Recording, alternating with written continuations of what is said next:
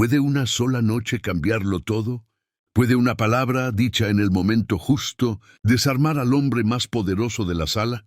La historia que estás a punto de escuchar trata sobre el poder oculto que todos llevamos dentro, y cómo un acto de humillación se convirtió en el catalizador de una justicia inesperada. Prepárate para conocer a una mujer que, cuando lo había perdido todo, encontró su verdadera voz. Si te gusta este tipo de contenido, no te olvides de suscribirte a nuestro canal Relatos que Marcan. Publicamos un video todos los días y dale like al video si te gusta esta historia y deja en los comentarios contando de dónde eres y a qué hora nos escuchas. ¿Alguna vez te han juzgado por tu trabajo, tu ropa o el dinero en tu bolsillo? Todos hemos sentido el aguijón de ser subestimados, de ser descartados antes siquiera de tener la oportunidad de hablar. Pero, ¿qué pasa cuando ese juicio proviene de un hombre que podría comprar todo el bloque de la ciudad en el que vives? ¿Qué sucede cuando una simple camarera luchando por sobrevivir es humillada públicamente por un multimillonario, despiadado en una sala llena de la élite mundial? Podrías pensar que sabes cómo termina esta historia, con lágrimas y una retirada silenciosa, pero estarías equivocado. Esta es la historia de Lara, una mujer que no tenía nada más que perder. Y la noche en que no solo respondió, sino que cambió todo. El delantal blanco almidonado se sentía más pesado de lo habitual en las caderas de Lara. Vega era una manifestación física del peso invisible que cargaba todos los días. El peso de las facturas médicas sin pagar, el alquiler aplastante de su pequeño y frío apartamento, y el recuerdo sofocante de una vida que parecía un sueño a medio recordar. Su mundo ahora estaba confinado a los 100 metros cuadrados de suelo de caoba pulida en el establecimiento de alta cocina más exclusivo del centro de Buenos Aires, el Mirador. El Mirador no era solo un restaurante, era un teatro. Los clientes eran las estrellas, adornados con ropa de diseñador y relojes de $1.000.000, mientras que el personal eran los tramoyistas silenciosos y eficientes, entrenados para ser invisibles hasta que se les necesitara. Lara había dominado el arte de la invisibilidad.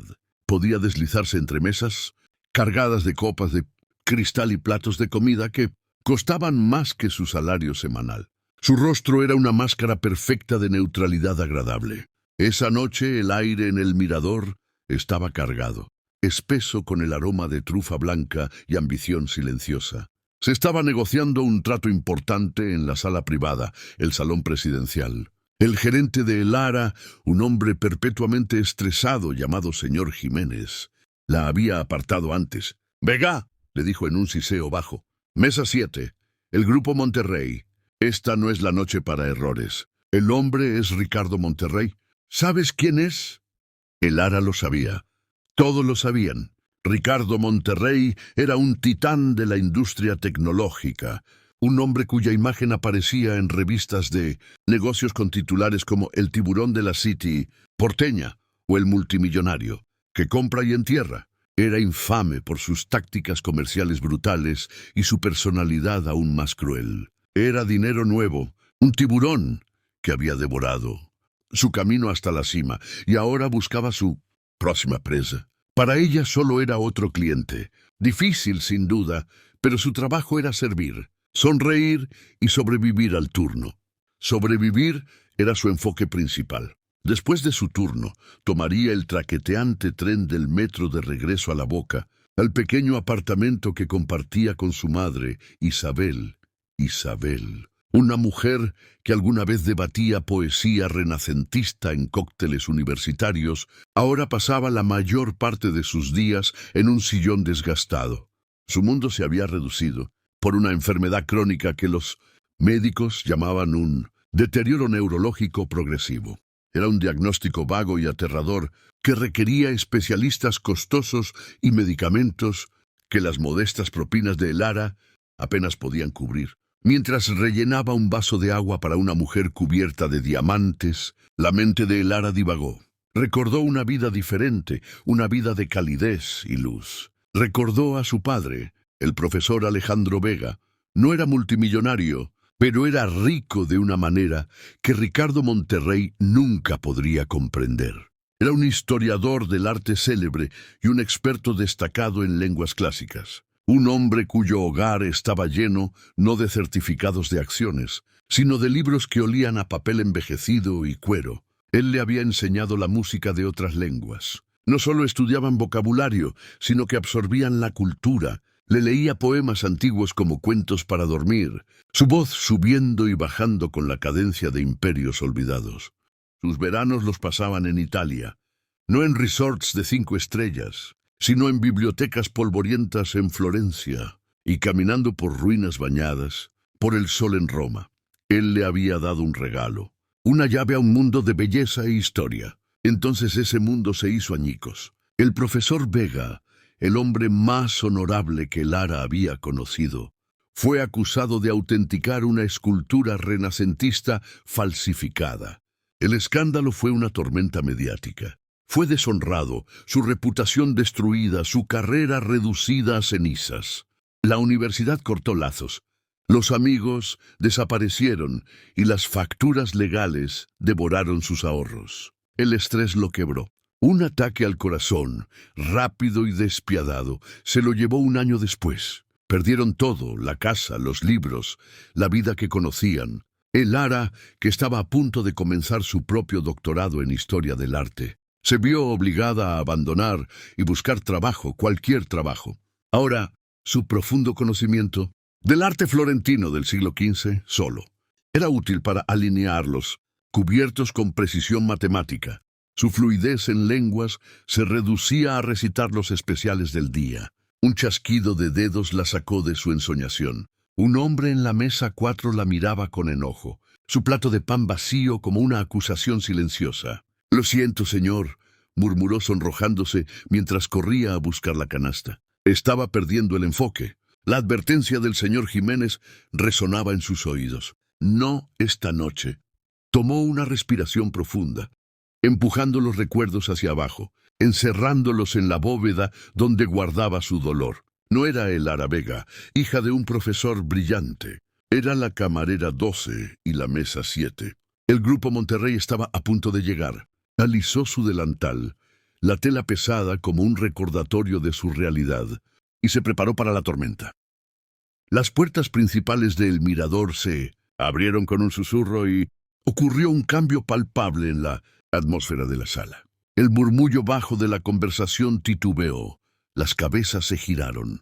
Era como si un depredador hubiera entrado en el abrevadero. Ricardo Monterrey no caminaba, dominaba el espacio a su alrededor. Era alto e impecablemente vestido con un traje gris carbón, hecho a medida que probablemente costaba más que el coche de Lara, si ella tuviera uno. Su cabello era oscuro y perfectamente peinado, pero eran sus ojos los que mantenían cautiva a la sala. Eran del color del acero frío, agudos y analíticos, evaluando, valorando y descartando todo lo que miraban. Recorrieron el comedor con una mirada de profundo aburrimiento, como si la opulencia del lugar fuera un espectáculo divertido, pero trivial. A su lado había 2 hombres con trajes igual de caros, pero menos imponentes, sus abogados o asesores, con expresiones de deferencia y ansiedad.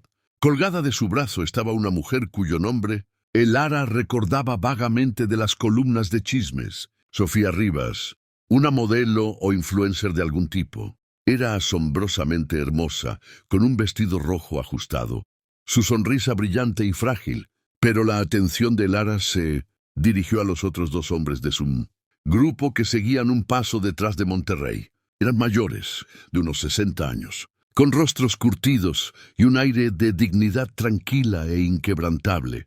Estaban vestidos con atuendos exquisitamente confeccionados, pero más conservadores. A diferencia de Monterrey, que irradiaba una energía inquieta y agresiva, estos hombres se movían con una calma deliberada.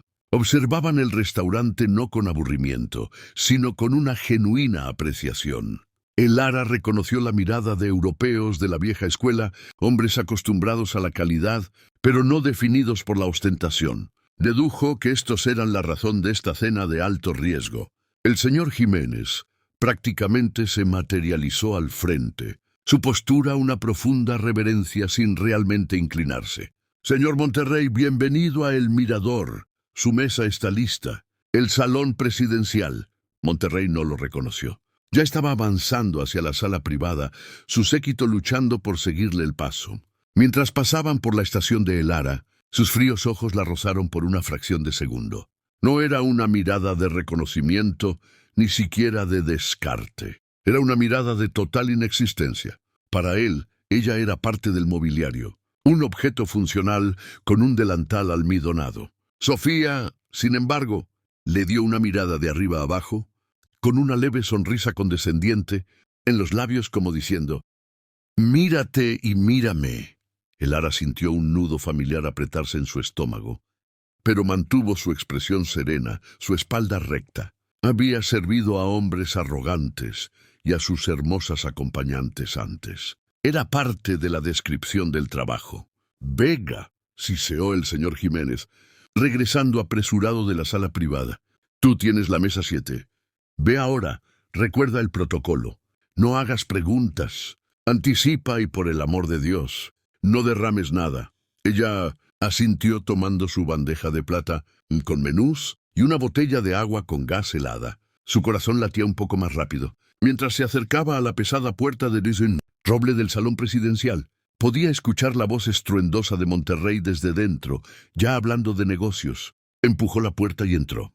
La sala era magnífica, con una sola mesa larga preparada para 6, una chimenea privada y una gran ventana con vistas al centelleante horizonte de la ciudad. Sin embargo, el ambiente era tenso. Monterrey estaba en la cabecera de la mesa dirigiendo la conversación.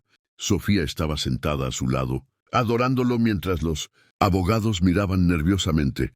Los dos caballeros italianos que Monterrey había presentado brevemente, como Giovanni y Marco, estaban sentados frente a ellos con expresiones corteses pero reservadas. El Ara se movió con un silencio practicado, colocando menús frente a cada invitado. Cuando llegó a Monterrey, él agitó una mano despectiva sin levantar la vista de su teléfono. «Ya sé lo que quiero. Filete poco cocido y una botella de su vino tinto más caro. El Chateau Margaux de 1982. Una muy buena elección». «Señor», dijo el Ara suavemente. Él finalmente levantó la vista, sus ojos grises de acero entrecerrándose ligeramente, como sorprendido de que un mueble hubiera hablado. «Solo tráelo», dijo. Luego se volvió hacia los invitados italianos. «¿Y para ustedes, caballeros?» El mayor de los dos, Giovanni, le ofreció una pequeña sonrisa cortés. Fue la primera sonrisa genuina que había recibido en toda la noche y la tomó por sorpresa. Él tomó el menú, un volumen encuadernado en cuero. Su ceño se frunció ligeramente al abrirlo. El Mirador se enorgullecía de su autenticidad. El menú, especialmente para las suites privadas, se presentaba tradicionalmente con los platos listados, bajo sus encabezados italianos adecuados y descritos usando sus nombres, regionales y términos culinarios, con solo subtítulos breves en inglés debajo. Giovanni miró a su compañero, Marco, y intercambiaron algunas palabras en su lengua materna. Fue un intercambio suave y melódico, un contraste marcado con el inglés transaccional y duro de Monterrey. El Ara sintió una punzada de nostalgia, el sonido del idioma como un miembro fantasma de su vida pasada. Monterrey levantó la vista, su impaciencia creciendo. «Problema, caballeros, solo pidan la langosta. Es lo que todos piden». Giovanni carraspeó, su inglés con acento pero preciso. «No es un problema, señor Monterrey. Es solo que este menú es muy tradicional, muy específico. Deseamos entender las especialidades regionales del chef». «Claro», gruñó Monterrey, girando su mirada impaciente hacia el Ara. «Bueno, diles que es bueno. El pescado, el filete, lo que sea. Terminemos con esto». El Ara abrió la boca para recitar las recomendaciones del chef, el guión preaprobado y simplificado para comensales indecisos. Pero antes de que pudiera hablar, Sofía soltó una risita, un sonido como pequeños fragmentos de vidrio. «Ricardo, cariño, sé razonable», ronroneó mirando a el Ara con lástima divertida. «¿Qué va a saber ella al respecto? Todo está en un idioma extranjero. Probablemente solo aprendió a decir la captura del día esta mañana.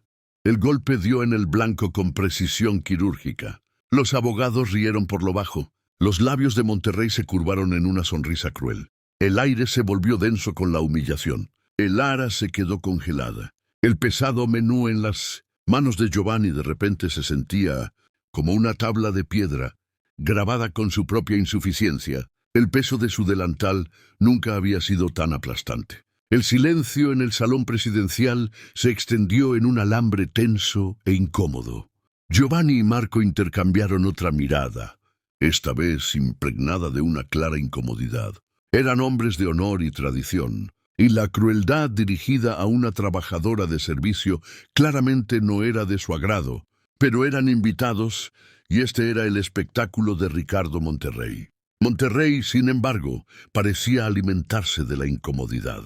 Veía el mundo como una jerarquía simple, los poderosos y los servidores. En su mente solo estaba reforzando el orden natural de las cosas. «Tiene razón», dijo recostándose en su silla con un aire de autoridad teatral. Hizo un gesto vago hacia el menú en las manos de Giovanni. «Es un gasto de negocios. Solo señala algo. Estoy seguro de que todo está sobrevalorado». Giovanni, siempre diplomático, intentó suavizar las cosas. Se dirigió directamente a Elara con un tono gentil, como si intentara protegerla de la hostilidad de su anfitrión. «Señorita, tal vez podría hablarnos de este plato aquí», dijo señalando una línea en el menú. La descripción es breve. Los ojos de Elara se dirigieron a las palabras. Abacchio escotadito, un plato romano clásico. Casi podía saborear el carbón ahumado de la parrilla, casi oler el romero y el ajo.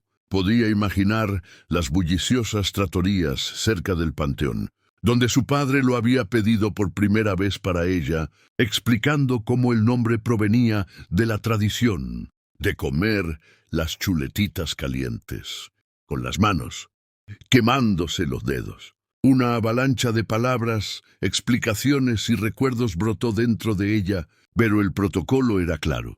«Sé breve, sé simple. Son chuletas de cordero a la parrilla, señor», dijo su voz tranquila y uniforme. «Es una especialidad de la casa». Monterrey resopló ruidosamente. «Las chuletas de cordero a la parrilla.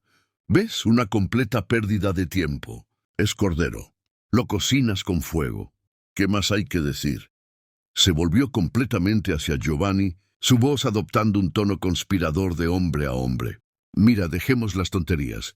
Estamos aquí para hablar del futuro del viñedo Bellini, no para descifrar un libro de cocina. Pidamos algo simple para que podamos pasar a los negocios». Marco, el más callado de los dos hermanos, habló por primera vez. Su voz era más profunda que la de su hermano, con un borde áspero. «Señor Monterrey, con respeto, para nosotros la comida no es una tontería, es cultura. La forma en que un chef de una región particular prepara un plato cuenta una historia sobre la tierra, sobre la gente, sobre la historia. Este menú es un mapa de Italia. Solo deseamos encontrar nuestro hogar en él». Su elocuente defensa de su cultura pareció pasar desapercibida para Monterrey. Para el multimillonario tecnológico era solo más palabrería florida, ineficiente y una pérdida de tiempo. Lo veía como un obstáculo deliberado, una negativa a ir al grano. Los números, los contratos, la adquisición. Su paciencia, ya de por sí escasa, finalmente se rompió. Golpeó la mesa con la mano. Los vasos de agua de cristal saltaron. Sofía se estremeció. Los abogados se enderezaron como suricatas asustadas. «Olvídalo», rugió Monterrey, su voz llenando la sala. Miró a Elara con desprecio. No ve a una persona. Veía el punto focal de su frustración, el símbolo de la ineficiencia que estaba retrasando su trato. «¿Cómo se supone que ella nos va a ayudar?», bramó, gesticulando hacia ella con un movimiento despectivo de la muñeca. Miró directamente a Giovanni y Marco como si ella ni siquiera estuviera allí. «Estamos aquí tratando de tener una discusión seria y nos está retrasando un menú. Un menú que esta chica probablemente usa como mantel». Hizo una pausa para dar efecto, una sonrisa cruel y triunfante, extendiéndose por su rostro, mientras asestaba el golpe final. «Honestamente, ¿de qué sirve preguntarle? Ni siquiera puede leer el menú». Las palabras quedaron suspendidas en el aire, afiladas y venenosas. No era solo un insulto, era un veredicto, una declaración de su inutilidad. En esa sola frase la había despojado de su inteligencia, su historia, su humanidad. Había reducido toda su existencia al delantal blanco almidonado que llevaban. Sofía soltó otra risita cruel. Los abogados se removieron incómodos, evitando la mirada de Elara.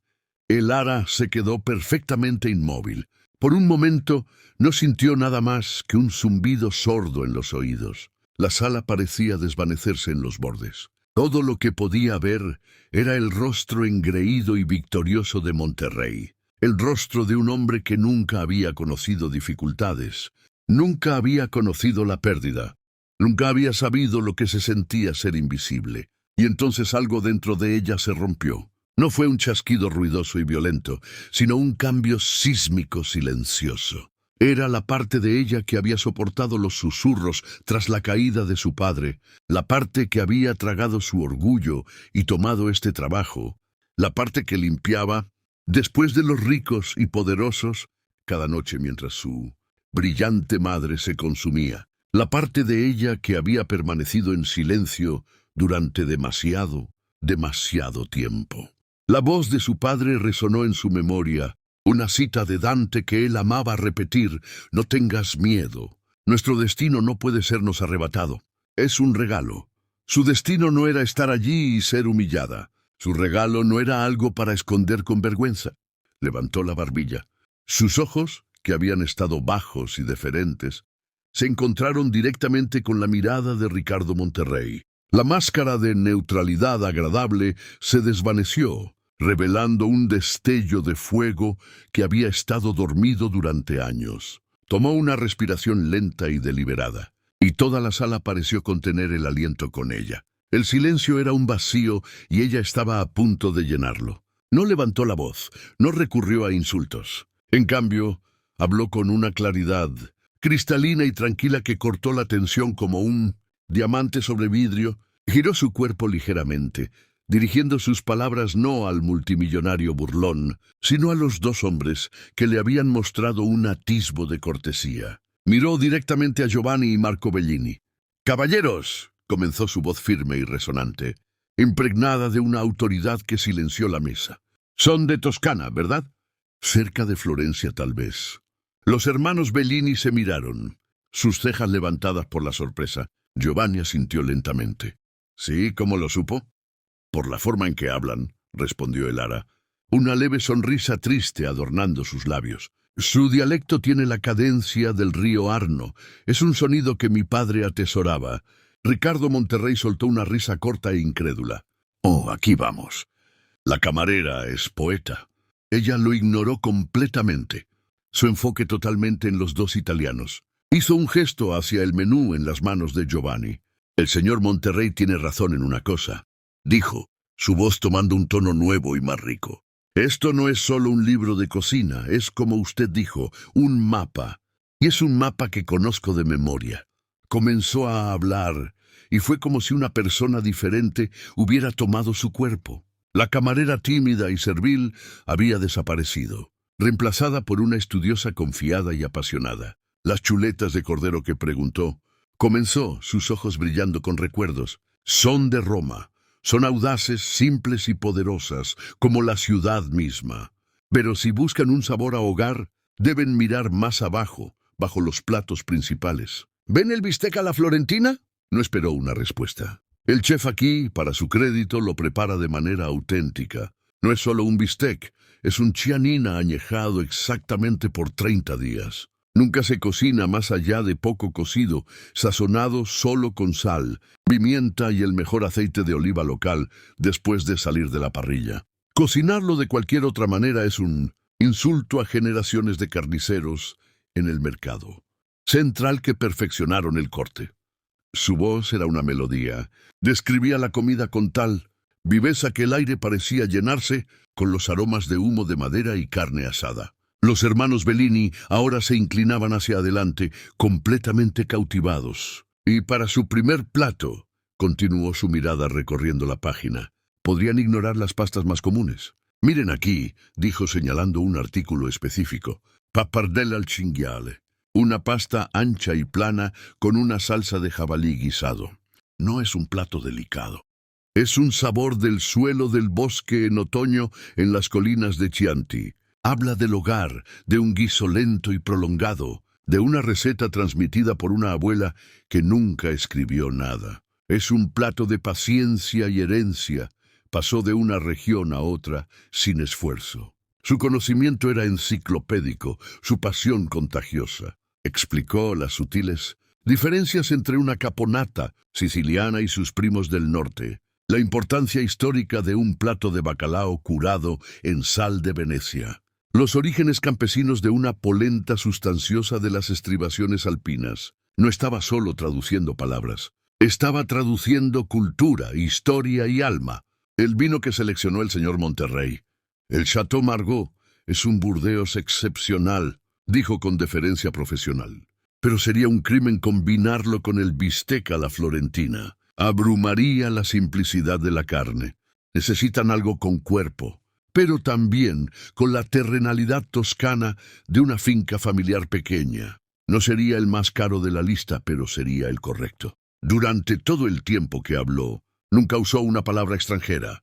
No necesitaba hacerlo. Pintó una imagen con su prosa en español tan vibrante que los hermanos Bellini podían escuchar la música de su propio idioma en sus descripciones.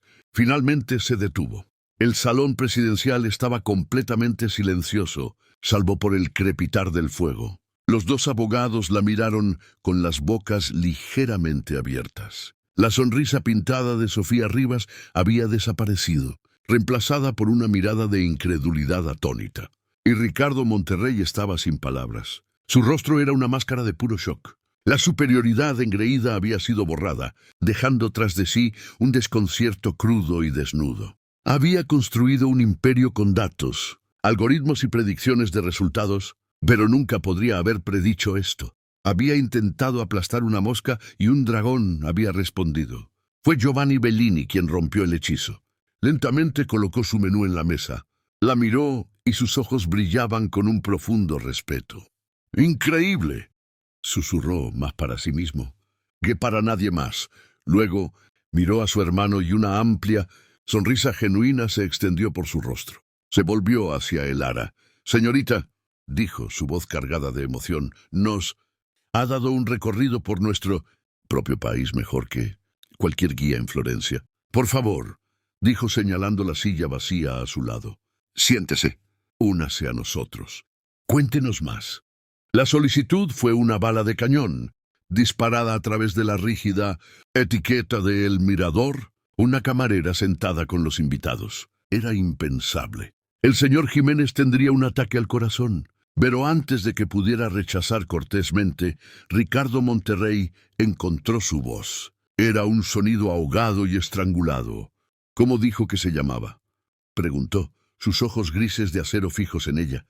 Ya no con desprecio, sino con una creciente y aterradora sensación de haber cometido un error catastrófico. «Mi nombre», dijo ella, su voz clara y orgullosa, «es Vega, Elara Vega». El nombre quedó suspendido en el aire. Elara Vega. Para Ricardo Monterrey y su séquito no significaba nada. Era solo un nombre. Pero para Giovanni, Bellini fue una llave que abría una habitación polvorienta en su memoria. Su expresión cambió. La sorpresa agradable se profundizó en un interés agudo, casi urgente. «Vega», repitió su ceño fruncido en concentración. Se inclinó hacia adelante, estudiando el rostro de Elara, buscando un fantasma en sus rasgos. «No es un nombre común. Perdóneme, pero ¿conocía por casualidad al profesor Alejandro Vega?». La mención del nombre completo de su padre fue como un golpe físico. La compostura de Elara, tan brillantemente mantenida durante los últimos 10 minutos, finalmente vaciló. Una ola de dolor y amor la inundó. Sus ojos se empañaron. «Era mi padre», susurró su voz apenas audible. Un silencio pesado descendió sobre la mesa. Marco Bellini puso su mano en el brazo de su hermano. Un intercambio de comprensión triste entre ellos. El rostro de Giovanni era un retrato de tristeza. «Mi querida niña», dijo su voz gentil y llena de pesar. «Lo siento mucho». Tu padre fue un gran hombre, un hombre brillante. Tuve el honor de conocerlo 2 veces en conferencias académicas en Roma. Tenía una pasión por nuestra cultura que no tenía igual. Lo que le pasó, el escándalo, fue una farsa, una gran injusticia. Cada palabra era una vindicación, un bálsamo en una herida que creía que nunca sanaría. Escuchar a alguien, un extraño respetado, hablar de su padre con tanta reverencia y defender su honor era más de lo que jamás podría haber esperado. Las lágrimas que había rehusado derramar durante años ahora amenazaban con caer. Monterrey observó este intercambio, su mente acelerada. La cena, su adquisición multimillonaria, se estaba descarrilando. La camarera a la que había insultado brutalmente no era solo una chica cualquiera. Era la hija de un hombre que sus posibles socios admiraban profundamente. No solo había sido grosero, había sido sacrílego. Había pisoteado terreno sagrado sin siquiera saberlo. «Siéntate», insistió Giovanni de nuevo. Su tono no dejaba lugar a discusión. Miró fijamente a Monterrey. «Ella cenará con nosotros». Era una orden, no una solicitud. Monterrey, por primera vez en quizás una década, no estaba en control. Era un invitado en su propia mesa. Negarse sería torpedear el trato instantáneamente. Apretó los dientes y dio un asentimiento brusco y entrecortado. Lara dudó mirando hacia la puerta, esperando que el señor Jiménez irrumpiera y la despidiera en el acto. Pero la oportunidad de hablar de su padre, de honrar su memoria en esta sala, era demasiado poderosa para resistirla. Lentamente desató las cuerdas de su delantal, dobló la pesada tela y la colocó en su bandeja vacía. Fue un acto simbólico de liberación.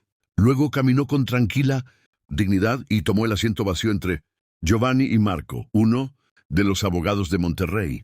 Viendo el cambio de poder rápidamente y con torpeza, se levantó para apartarle la silla. El gesto era tan fuera de lugar, tan contrario a los eventos de la última hora, que rozaba lo absurdo. Durante la siguiente hora, la conversación no tuvo nada que ver con viñedos o derechos de distribución. Todo giró en torno al profesor Alejandro Vega.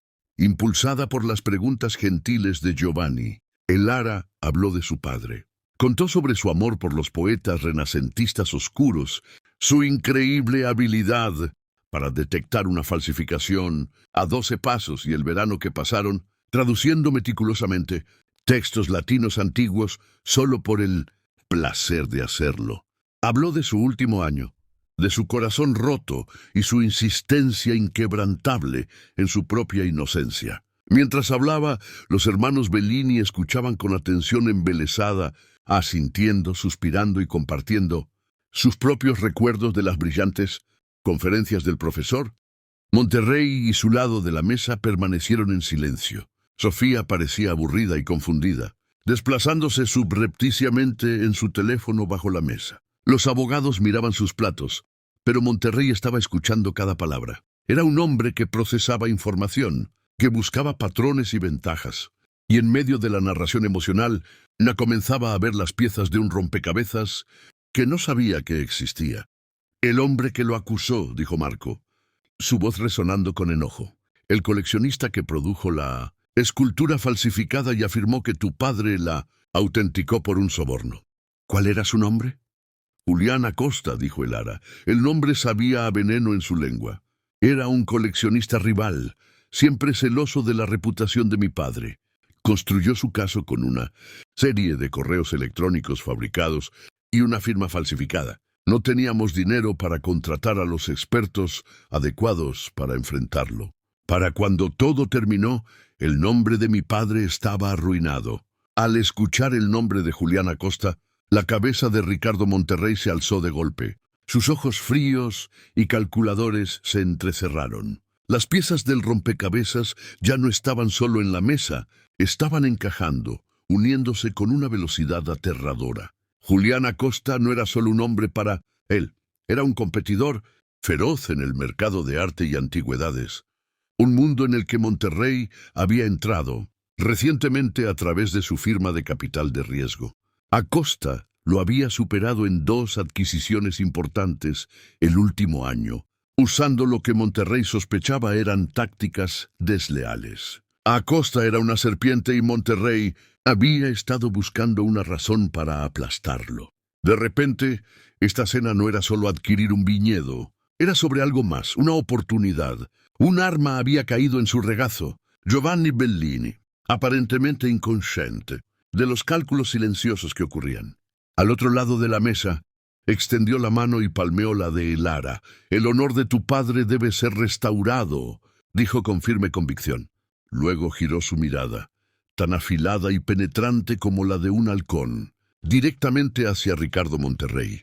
«Señor Monterrey», dijo Giovanni, su voz desprovista de su calidez anterior, ahora fría y directa. «Vinimos aquí esta noche para discutir una asociación. Nosotros, los hermanos Bellini, creemos que los negocios no se tratan solo de ganancias. Se trata de carácter, de honor. Seríamos reacios a asociarnos con cualquier hombre que permita que una injusticia traída a su propia mesa permanezca sin corregir». La implicación era clara como el cristal. Era una condición, un ultimátum, el trato por el viñedo Bellini. Ahora estaba inextricablemente ligado al honor de un profesor fallecido y al destino de una camarera que había intentado destruir. Ricardo Monterrey estaba atrapado y por primera vez se dio cuenta de que el activo más valioso en la sala no era su cuenta bancaria, sino la mujer silenciosa y dolida sentada frente a él. El cambio en la sala fue sísmico. Ricardo Monterrey ya no era un rey presidiendo su corte, era un acusado en el banquillo, y los hermanos Bellini eran sus jueces. Su jugada multimillonaria por su viñedo histórico, una piedra angular de su plan para diversificar su imperio en marcas de lujo heredadas. Ahora pendía de un hilo y ese hilo estaba en manos de Elara. Vega analizó la situación con la lógica fría y desapegada que normalmente aplicaba a las adquisiciones hostiles. Problema: los hermanos Bellini valoran el honor por encima de todo. Ven el sufrimiento de Elara Vega como una prueba directa de su carácter. Obstáculo: Julián Acosta, un hombre que no solo arruinó al padre de Elara, sino que también es el rival comercial de Monterrey. Oportunidad: destruir. A Acosta serviría a dos propósitos. Satisfaría la condición de los hermanos Bellini, asegurando el trato, y eliminaría a un competidor que ya despreciaba. Solución: tenía que ayudar a Elara. No era una cuestión de moralidad o compasión para Monterrey. Era un imperativo estratégico, un movimiento en un tablero de ajedrez tan complejo que solo él podía ver todos los ángulos. Se inclinó hacia adelante, su fachada pulida de anfitrión encantador, reemplazada por la intensidad cruda y enfocada del depredador que realmente era. «Señor Bellini», dijo su voz, un rugido bajo y dominante, «lo que le pasó al profesor Vega fue más que una injusticia. Fue un acto criminal, y Julián Acosta es más que solo un hombre deshonroso. Es un cáncer en el mundo del arte y los negocios».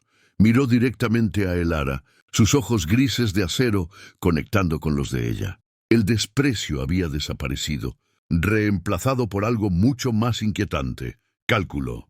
«Señorita Vega», dijo que no podían permitirse los expertos adecuados. Eso ya no es el caso. Tengo en nómina al equipo más despiadado, efectivo y costoso de investigadores forenses y mentes legales del planeta. Pueden descubrir un correo electrónico falsificado de hace una década tan fácilmente como yo reviso mi cartera de acciones.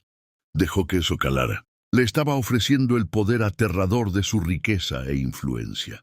Le estaba ofreciendo un ejército privado para librar la guerra que su familia había perdido. «Pondré a todo mi equipo a su disposición», declaró. «No solo limpiaremos el nombre de su padre, desmantelaremos la reputación, el negocio y la vida de Julián Acosta pieza por pieza. Encontraremos la prueba, lo expondremos y lo veremos arruinado». La oferta era impresionante en su alcance y su ferocidad. Elara sintió una mezcla vertiginosa de esperanza y repulsión. Este hombre que la había humillado hace 30 minutos ahora le ofrecía lo que más deseaba en el mundo: justicia para su padre. Pero era una justicia entregada con la furia fría de un asaltante corporativo, no con la pasión de un cruzado justo. Era un trato con el diablo. Giovanni y Marco lo observaban, sus rostros inescrutables. Habían presentado la prueba, y Monterrey estaba respondiendo con una fuerza brutal abrumadora. ¿Por qué haría esto? Y preguntó Elara, su voz tranquila pero firme. No era ninguna tonta. Sabía que esto no era por ella. Monterrey le dio una mirada que casi era una señal de respeto. Apreciaba que no se hubiera disuelto en lágrimas de gratitud. Estaba cuestionando sus motivos, como él lo haría. Seamos transparentes, dijo una esquina de su boca, curvándose en una sonrisa seca y sin humor. Julián Acosta es un obstáculo para mis intereses comerciales. Uno particularmente irritante. Arruinarlo es algo que consideraría un gasto valioso, independientemente de las circunstancias. El hecho de que se alinee con lograr justicia para su padre y a su vez satisfaga la evaluación de carácter de mis posibles socios comerciales. Miró a los hermanos Bellini. Lo hace una inversión excepcionalmente eficiente. Ahí estaba, frío, honesto y completamente desprovisto de sentimentalismo. No era su salvador. Ella era su herramienta, su llave para un trato comercial y una venganza. Elara miró desde la mirada depredadora de Monterrey hasta los rostros solemnes de los hermanos Bellini. Ellos le habían dado esta apertura. Habían usado su propio poder para darle una voz. Y ahora esta arma terrible y magnífica estaba siendo puesta a sus pies. Podría empuñarla, incluso si era ofrecida por un monstruo. Por la memoria de su padre, por su madre, que merecía vivir sus últimos años con el nombre de su familia limpio de su mancha. Pensó en su padre, un hombre de libros e integridad silenciosa. Él habría aborrecido los métodos de Ricardo Monterrey, pero también habría luchado hasta su último aliento por la verdad. Esta era su lucha, ahora, y no podía ganarla con teorías académicas y dignidad silenciosa. Necesitaba un ariete y Monterrey le estaba ofreciendo uno. ¿Qué necesita de mí? Y preguntó su voz encontrando su fuerza de nuevo. Una sonrisa lobuna se extendió por el rostro de Monterrey. El trato estaba de nuevo en marcha. Todo, dijo, cada carta, cada archivo antiguo, cada recuerdo que tengas del caso. Mi gente se pondrá en contacto. Mañana por la mañana. Chasqueó los dedos y uno de sus abogados. Sobresaltado, sacó inmediatamente un teléfono. Consigue a Marcos Calderón en la línea. Dile que despeje su agenda, toda. Calderón era su investigador principal. Un hombre conocido por encontrar esqueletos en los armarios más fuertemente custodiados. El resto de la cena fue un asunto surrealista. La magnífica comida que Elara había descrito tan bellamente fue traída plato tras plato. Pero ahora la atmósfera no era la de una comida, sino la de un consejo de guerra. Elara, Monterrey y los hermanos Bellini discutieron la estrategia, la evidencia antigua, los jugadores involucrados en el escándalo original. Sofía estaba sentada en un silencio desconcertado, completamente fuera de su elemento, un accesorio decorativo en una sala ahora llena de propósito. Para cuando se sirvió el expreso, un plan estaba en marcha. Monterrey, con su aterradora eficiencia, ya había delineado los primeros 3 pasos de la investigación. Los hermanos Bellini dejaron claro que su decisión final sobre la asociación del viñedo se tomaría tras la conclusión exitosa de este asunto de honor. Cuando la cena terminó, Monterrey se levantó, miró a Elara, que permanecía sentada, ya no su camarera, sino una extraña socia. «Mi coche te llevará a casa», señorita Vega afirmó. No era una oferta. «Gracias, pero puedo tomar el metro», respondió ella, un pequeño acto de desafío, un recordatorio para él y para sí misma de que aún no era una de sus posesiones. Giovanni Bellini sonrió cálidamente. «Tonterías, mi niña, permítenos». Él y Marco insistieron en escoltarla, un gesto de protección y respeto. Cuando Elara salió del salón presidencial, flanqueada por los 2 distinguidos caballeros italianos, se detuvo y miró hacia atrás. Ricardo Monterrey la observaba, su teléfono en la oreja, sus ojos brillando con la emoción de la caza. Había llegado a El Mirador esa noche para conquistar una empresa. Se fue con un premio mucho más complicado, una causa, un rival a destruir y una alianza improbable con la mujer que había intentado romper.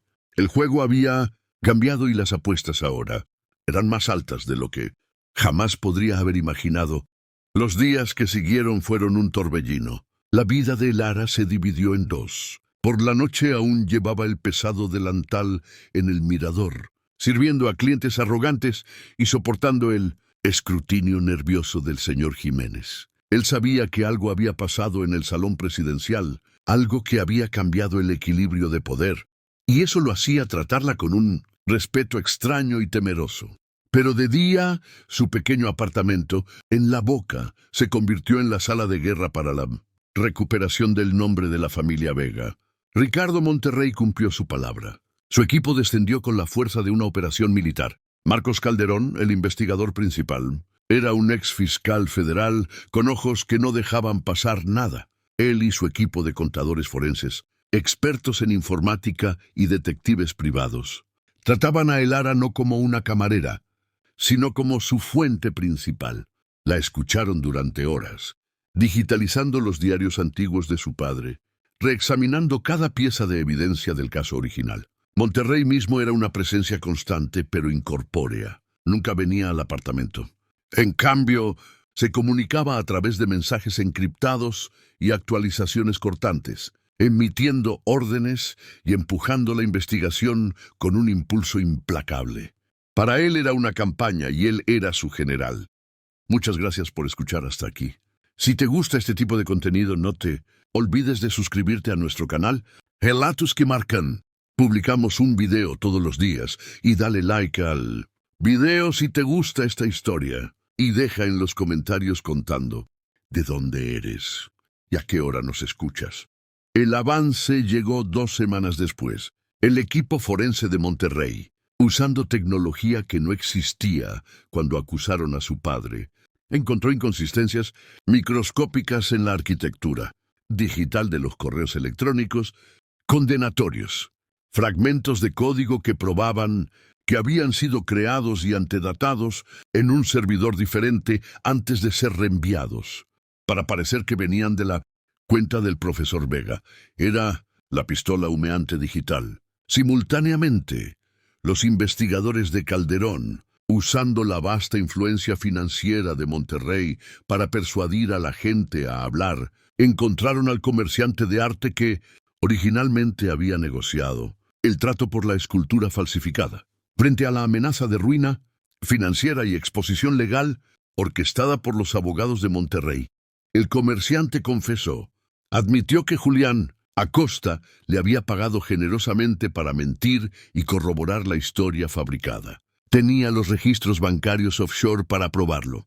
El caso que construyeron fue hermético, brutal e innegable. Monterrey ne filtró la historia a un solo periódico. En cambio, organizó una reunión privada. La convocó en un lugar neutral, una sala de juntas privada en una prestigiosa firma de abogados. En asistencia estaban Julián Acosta, sus abogados, Lara, los hermanos, Bellini y un miembro de la junta del museo que ahora poseía la escultura falsificada.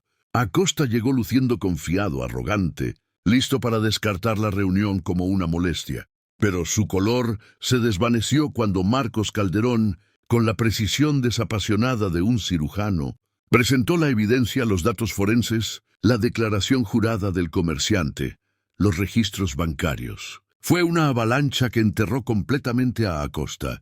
Al final de la presentación, Acosta estaba pálido. Monterrey se recostó, una imagen de satisfacción depredadora y tranquila. No dijo una palabra. Dejó que el silencio y el peso de la evidencia aplastaran a su rival. La resolución fue rápida y despiadada. Para evitar un proceso público que lo habría destruido por completo, Acosta aceptó los términos de Monterrey. Emitiría una confesión pública completa y una disculpa, limpiando completamente el nombre de Alejandro Vega. Donaría una suma multimillonaria masiva a una nueva fundación académica establecida en el nombre del profesor Vega y vendería toda su colección de antigüedades, por la que Monterrey había estado compitiendo, a la compañía holding de Monterrey por una fracción de su valor de mercado. Fue una capitulación total. Una semana después, la historia estalló no como un escándalo, sino como una vindicación. Los titulares decían, renombrado historiador del arte, Alejandro Vega exonerado póstumamente. Y el coleccionista Julián Acosta admite fraude. Para el Lara, fue como respirar de nuevo después de años de estar bajo el agua. Se sentó con su madre Isabel leyendo los artículos en voz alta. Por primera vez en años, una luz de claridad y paz regresó a los ojos de su madre. El peso de la vergüenza que ni siquiera sabía que llevaba se había levantado. El nombre Vega volvía a ser una fuente de orgullo. El día después de que la noticia salió, un sedán negro de lujo se detuvo frente a su edificio de apartamentos. Un conductor con traje negro abrió la puerta. El Lara sabía de quién era. Se reunió con Ricardo Monterrey en la terraza de la azotea de su ático altísimo, la ciudad extendiéndose bajo ellos como un mapa de su reino. Los hermanos Bellini firmaron los documentos finales esta mañana, dijo entregándole una copa de champán. El viñedo es mío. Felicidades, dijo el Lara, su voz neutral. También han dotado a la Fundación Alejandro Vega con un regalo inicial de $5 millones, agregó. Parece que el nombre de tu padre tiene un peso significativo. La miró, su expresión inusualmente seria. La fundación necesita un director, alguien que entienda la materia, el legado, alguien que hable el idioma literal y figurativamente. La Junta, que ahora incluye a mí y a Giovanni Bellini, ha votado unánimemente. El puesto es tuyo si lo quieres. Le estaba ofreciendo una nueva vida, un regreso al mundo que había perdido. Pero esta vez, en sus propios términos. Sería la guardiana del legado de su padre, una posición de poder y respeto. No estaría trabajando para Monterrey, sino con él en la junta de una fundación independiente. ¿Por qué? Le preguntó la misma pregunta que había hecho en la cena. ¿Ya tienes lo que querías? Monterrey giró el champán en su copa, mirando el horizonte. Trato con activos, dijo su voz tranquila. Compro empresas, tecnología, bienes raíces. Esa noche, en el mirador presencié un activo que no pude cuantificar. ¿Tu conocimiento, tu pasión? No se trataba solo del menú. Era sobre una profundidad de comprensión que nunca he encontrado. Tiene valor. Mis negocios se están expandiendo a Europa, a mercados de lujo construidos sobre siglos de cultura. No lo entiendo. Soy un tiburón. Señorita Vega, pero incluso un tiburón puede ver el valor en un navegante maestro. Fue lo más cercano que jamás estaría a una disculpa, a una admisión de respeto. El Lara pensó por un momento. Pensó en el delantal almidonado, las sonrisas condescendientes, el peso aplastante de su antigua vida, y pensó en su padre, en su honor. Esto era el tributo definitivo para él. Podría continuar su trabajo. Encontró la mirada de Monterrey, sus propios ojos claros y fuertes. Acepto, señor Monterrey, pero mi primer acto como directora será presentar una moción para adquirir un manuscrito renacentista particular en una subasta el próximo mes. Será muy caro. Una lenta sonrisa se extendió por el rostro de Ricardo Monterrey. Fue la primera sonrisa genuina que ella había visto en él. Espero con interés el debate, directora Vega. Había venido por un viñedo, pero había adquirido algo mucho más raro. Y el Lara, la pobre camarera que ni siquiera podía leer el menú, no solo había recuperado el nombre de su familia, sino que también había encontrado el suyo propio, la historia de El Áranos. Recuerda que nuestro verdadero valor no está determinado por nuestro título corporativo, nuestro uniforme o el saldo en nuestra cuenta bancaria. Reside en nuestro conocimiento, nuestra integridad y el fuego que llevamos dentro de nosotros por las personas que hemos amado y las vidas que hemos vivido. Entró en esa sala como camarera, pero salió como líder, demostrando que la dignidad y la inteligencia son monedas que incluso los multimillonarios se ven obligados a respetar. No solo ganó una discusión, recuperó un legado. ¿Qué opinas del increíble viaje de El Lara, desde la humillación hasta la vindicación? ¿Alguna vez has tenido un momento en el que te subestimaron, completamente solo para demostrar que todos estaban equivocados? Comparte tus propias historias en los comentarios a continuación. Leemos cada una de ellas y nos inspiran a encontrar más historias como esta. Si esta historia te conmovió, por favor, dale un pulgar arriba a este video. Compártelo con alguien que necesite escucharlo y no olvides suscribirte y activar la campana de notificaciones. No querrás perderte la próxima historia que tenemos preparada para ti.